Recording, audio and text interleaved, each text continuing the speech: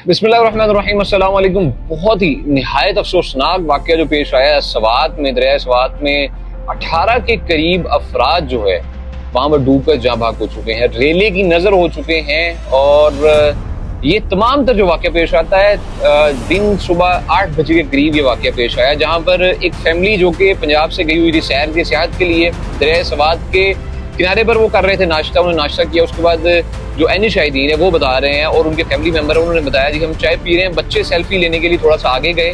उस वक्त बिल्कुल दरिया में पानी जो है नहीं था, कोई तेजी नहीं थी, बिल्कुल खामोश था दरिया।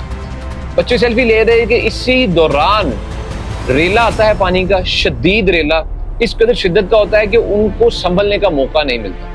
वहां पर जो अंदर से आग गए हुए थे उन्हें संभलने का मौका नहीं मिला और वो स्ट्रक हो गए, क्योंकि वो थोड़ी ऊंची जगह पर जा खड़े हो गए जहां पर कुछ ऊंचाई थी, पत्थर थे।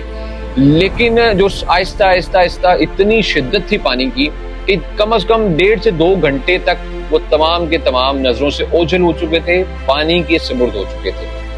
ये वाकया जो है हमारे जो इदारे हैं, खैबर पख्तूनख्वा ये सूबा है जहाँ पर ये वाकया पेश आया, उनके ऊपर सवालिया निशान है। सवालिया निशान इस तरह के कुछ शख्स मासूम जाने इंतजार करते रहे रेस्क्यू ऑपरेशन का, तो नहीं किया।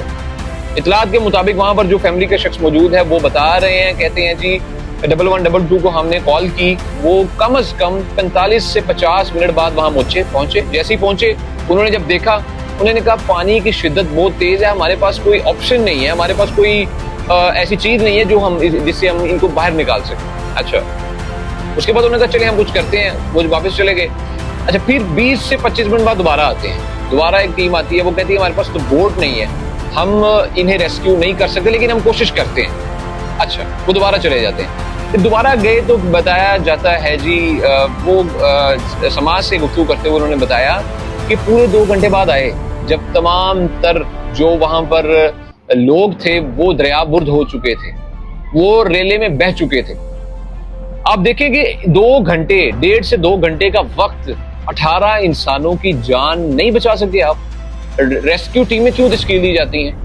आप जब दरिया के करीब रेस्क्यू का कोई ऑपरेट करने के लिए कोई चीज बनाई है तो उसका मकसद क्या है? आपने बोट नहीं रखी, सबसे बड़ा सवालिया निशान। आप सियासी आपके बयानात खत्म नहीं होते, सियासी आपके मामला खत्म नहीं होते और अपने आप अदारों को नहीं देख रहे किस तरीके से आपने रन करना है। खैबर पख्तूनख्वा में जिस तरीके से आप तनकीद करते हैं मुख्तलिफ इदारों पे, मुख्तलिफ सूबों पे तनकीद कर रहे हैं, लेकिन आपके अपने जो सूबे में इस वक्त क्या हुआ?